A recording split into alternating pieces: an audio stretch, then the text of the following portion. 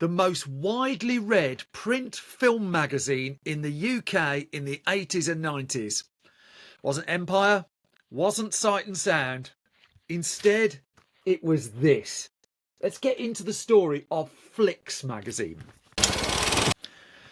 FLICKS, as those of you in the UK of a certain age will know, was a magazine. You went along to the cinema, they gave it away to you free of charge when you went in. I've got a bunch of back issues of it here from an assortment of eras of it.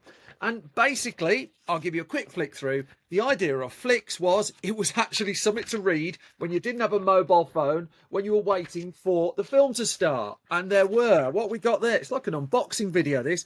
We got film previews. There's a great big preview of The Muppet Christmas Carol. Disney would have paid a lot of money for that. Coming to that in a second. There's film news. There's a listing of everything that's coming up as well. Here's one for GoldenEye, for instance. What's this on the front cover? The Long Kiss Goodnight. And so one of the joys for me, Malcolm X there. One of the joys for me for going to the cinema in the late 80s, early 90s was picking up the monthly copy of FLICKS magazine. Now, the story behind FLICKS was one of desperation in the British film industry, that you got to what I think the mid 1980s in the UK. It launched in 84, and this was a point where cinema attendances in the UK were not on the high side at all, and so they needed an idea. How on earth, there's videotapes and stuff, people are watching those, how do you get people back into the cinemas? How do you guarantee the coverage?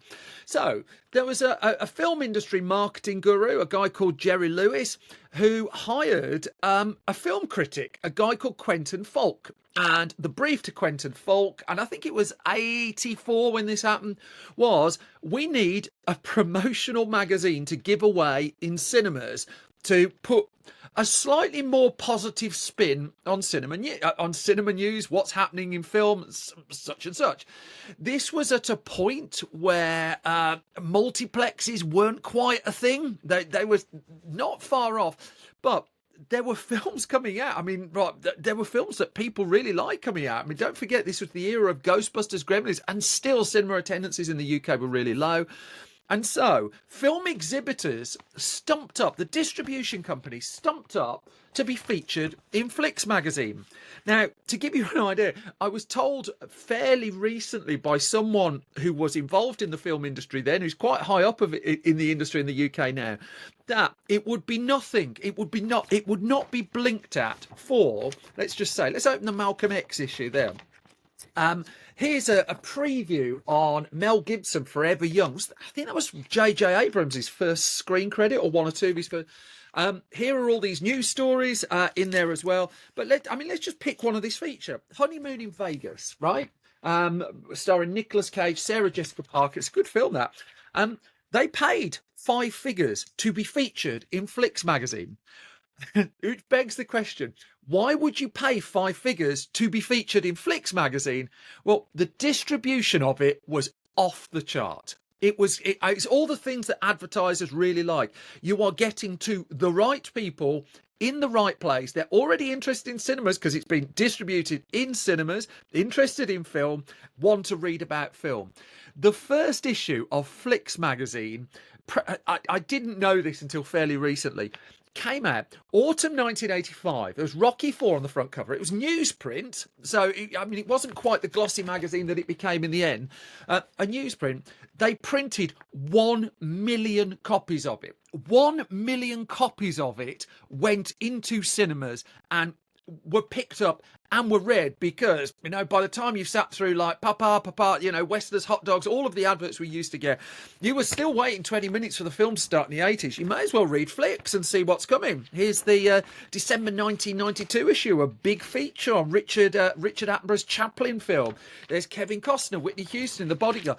And so what? An average copy of it, 24, 26 pages it turned into, because FLICKS, FLICKS hit big and hit fast. Lots of people were reading, and it would be fair to say, how can I delicately put this? The coverage of films in the magazine was not on the particularly critical side. I read this magazine for about 10 years, Can't really remember a bad word about a film in there, but that sort of wasn't the point, because the coverage of films like in the papers at this point was not dramatic, so newspapers weren't giving them a lot of coverage.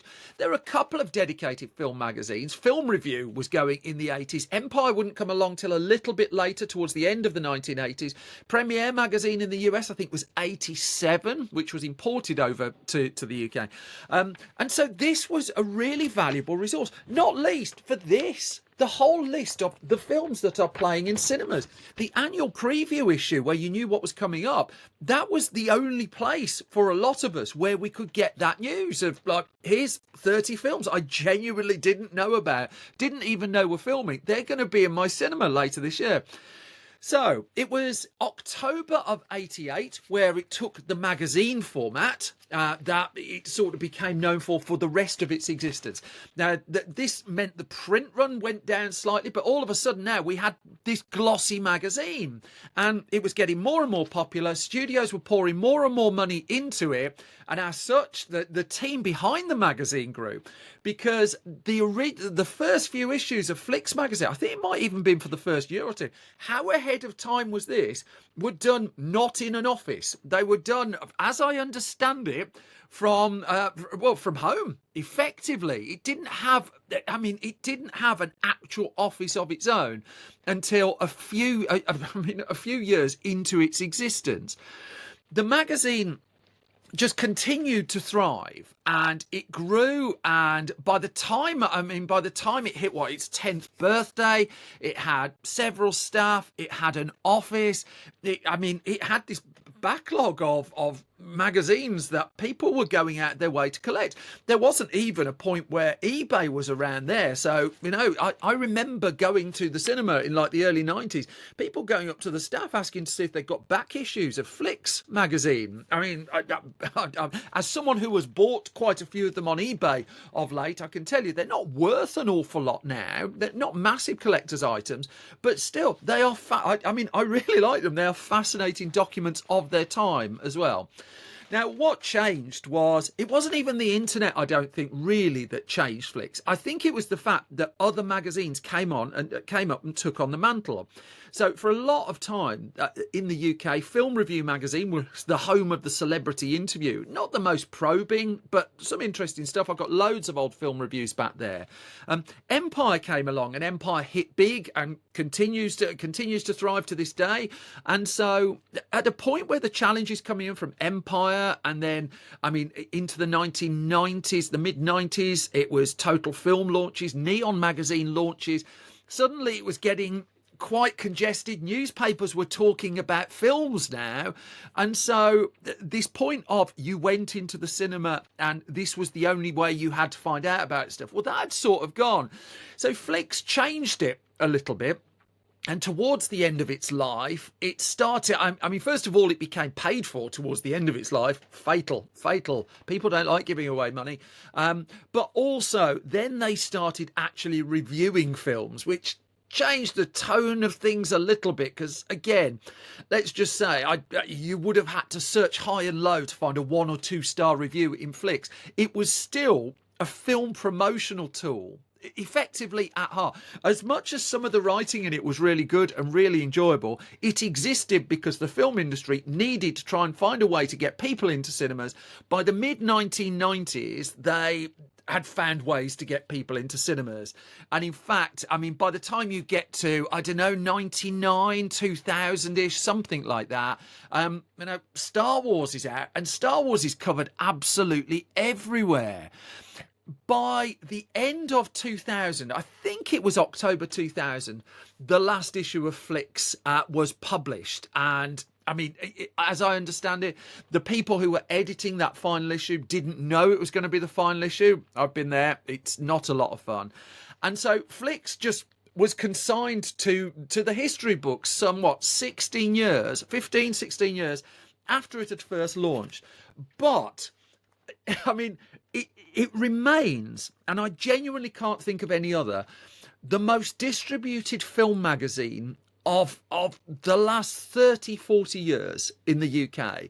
lots of cinemas still do their own magazines, and people like I don't know, Picture House, Everyman. There are niche publications in cinemas, but there is nothing with the broad sweep of FLICKS, and nothing with, like, I don't know, there was just something about it, just that kind of excitement. I'm a magazine nerd, so I'm allowed this. That excitement of finding the new issue, knowing you were going to find something that you just didn't know that was going to be in the cinema where you sat in the year ahead. I'm someone I adore print film media. I launched Film Stories and Film Junior magazines because of that. But in terms of the magazines that influenced me and also were a part of a generation of cinema goers' experiences, I think FLICKS deserves slightly more respect than history tends to give it.